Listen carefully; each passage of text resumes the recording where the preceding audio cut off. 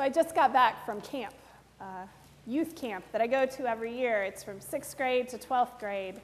And again, this year I got to be the chaplain at Affirm, this wonderful youth camp. And usually I work with the worship group, and that's what happened this year. And usually we have about 10 to 12 staff that help worship happen. This is worship for 400 people, and we worship once a day, so it's a lot to put on. So usually we have a big staff and a band and things like that to help the kids learn how to lead worship. Well, this year, about 2 weeks before we went to camp, staff started dropping like flies in the worship group. This person got a job, which is wonderful, but their job won't let them take a week off to go to this youth camp, even if they say it's really, really important. Someone else is a nurse and had someone else's seniority got pulled on her, and so she couldn't come either. And then someone else was moving, and it was all these unavoidable things, and so we ended up, for doing worship for 400 people 7 times, we ended up with a staff of 4, with 1 musician. She can play guitar, she's really good, but 1 musician for 400 people for a whole week.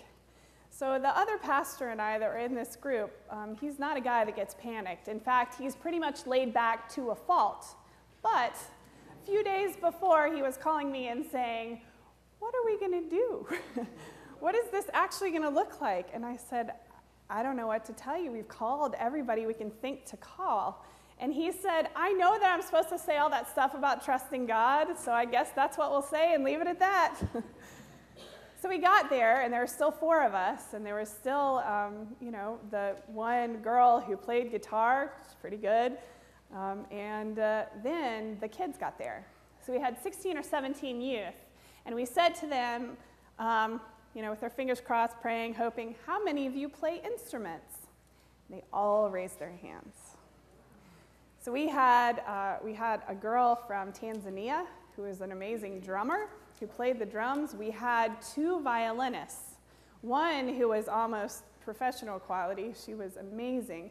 We had 2 guitars. We had an electric guitar. We had all these kids who brought all their talents and all of these things. And before Affirm, my friend, Pastor Ed, and I were talking about all of these things. We didn't know how it was going to work out. And if somebody would have said to me, "Oh, well, God has a plan," I might have taken off my shoe and thrown it at him. I don't like it sometimes when people say God has a plan. Is that terrible? I don't know if that's terrible for a pastor, but I don't like it. There's some things that happen that I can't believe are in God's plan. People say it all the time that God has a plan, but when you're in the middle of something, it grates on my nerves to hear it.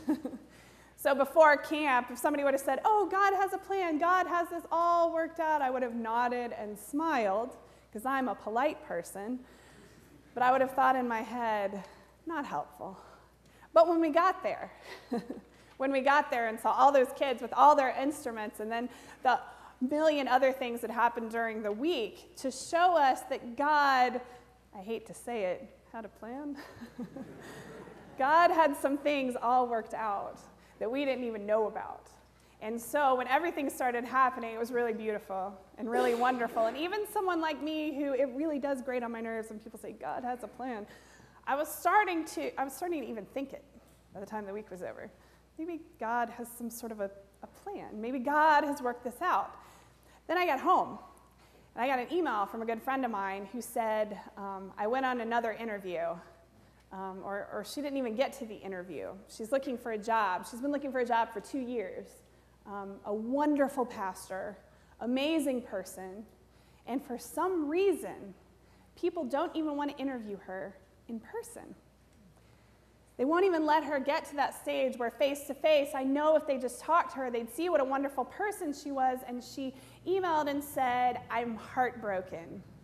I don't know what to do. This has happened again to me." We all know how wonderful she is, and I wanted to say something like, I don't know, God has a plan. But that's not helpful, is it? It's not helpful when you're in the middle of that struggle, when you're in the middle of all of those things. We can think it all we want, but saying it is not that helpful. And I was reading the book of Job, too. This book, it's an amazing book. If you haven't read it all the way through, it reads almost like some sort of a crazy novel. And you read it, and you hear what happened to Job.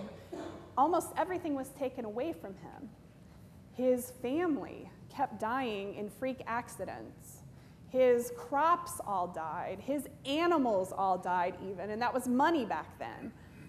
Everything was taken away from Job in this story. But he has 3 friends. He goes out in the desert, and his friends all come, and they sit with him for 3 days and 3 nights when he's in this pain. They just sit with him. That's all they do. 3 days and 3 nights, they sit there with Job in the wilderness around a fire, and they say nothing.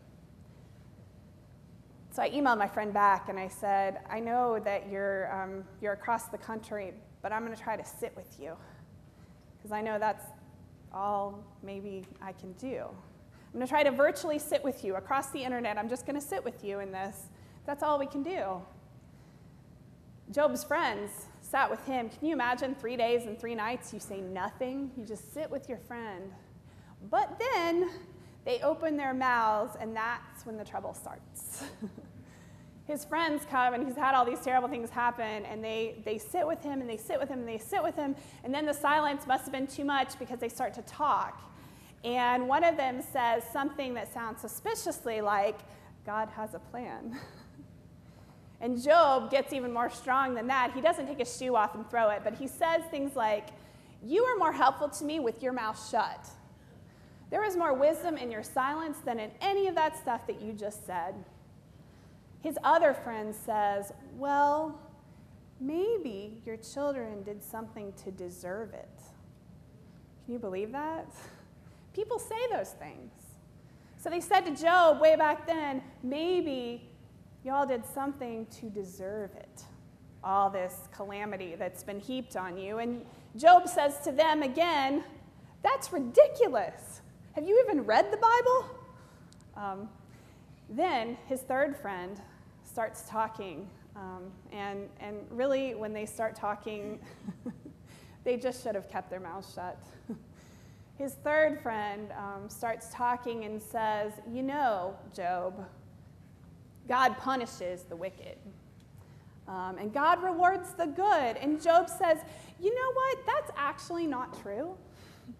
Sometimes God rewards the wicked.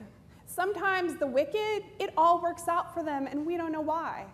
And sometimes the good have terrible things happen to them. Have you been in the world, friend?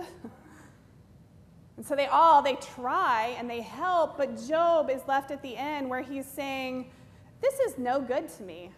This is absolutely no good. All I want to do is talk to God. I just want to say to God, Almighty, why has this happened? I just want to address God and say, God, why? Why have all these terrible things happened to me? Just tell me. If you could just come up to me and just tell me why all this happened. Just tell me what I did, if I did something to deserve it. I just want to talk to God. So finally, in chapter 38, Job gets his chance. He gets to address God. And he says to God, why? It's a question that all of us ask at one point or another. Why? Why is this all happening? And God says, God's answer is, where were you when I made the world? Where were you when the ocean was created? Where were you when the universe was created and everything was laid out and I stopped the ocean waves from coming too far? God goes on and on in the book of Job, past chapter 38. God goes on and says, where were you when I created the earth? Where were you when I created people, when I called forth the animals from the earth and the trees and all of these things? God sees the big picture. I'm not going to call it a plan, but God sees the big picture. And when I say big picture, I'm talking the big picture, the universe, creation, all of those things that we can't understand. God says to Job, I see the big picture, even if you can't. And what Job does at the end of that, he covers his mouth and says, I can't say anything else in the presence of this mystery. Even after everything that had happened, Job recognizes that God sees the big picture. God is always creating, always bringing good things out of bad, and that's what the big picture looks like. Even if it seems so hard to see at the time, God steps back and sees creation and sees the waves. We see Jesus this morning. In the middle of the storm, too, God answers out of that storm and says, peace, be still. Who says that just because the waves are kicking up, I, who created the waves, can't calm them right back down? God sees the big picture, bigger than we can ever see. Still, in the middle of it, it's not always that helpful to say there's a specific plan, but God sees that big picture that's so beautiful that I think we can't even comprehend it.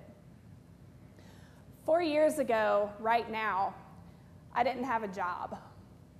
I had been out of work for close to 2 years. I was supply preaching here and there, but I really, really wanted to be a pastor. And like my friend, I had gone on interviews and phone calls and people calling and saying, you're not what we're looking for. And if you would have said to me at that point, well, God has a plan, I would have taken off my shoe. Nobody said that to me, I don't think. But if they would have, how supremely helpful in all of that heartbreak. Supremely unhelpful is hearing, God has a plan, God has it all worked out.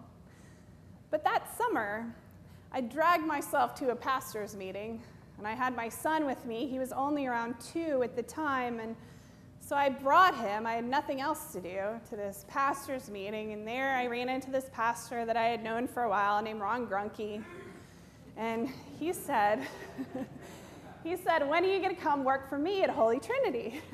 And I said, well, first of all, I don't work for you, I work for Jesus.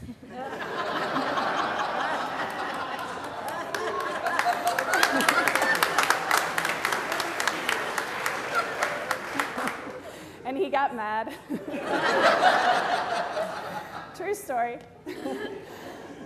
And a few weeks after that, we both got over ourselves with the help of God and Ginger and Daryl Peterson, and had some talks about how this all might work out. And I said, I need a job. And he said, I need an associate. And we said, let's see how this will work out. And after I got here, I saw that perhaps, maybe, there might have been some sort of a plan.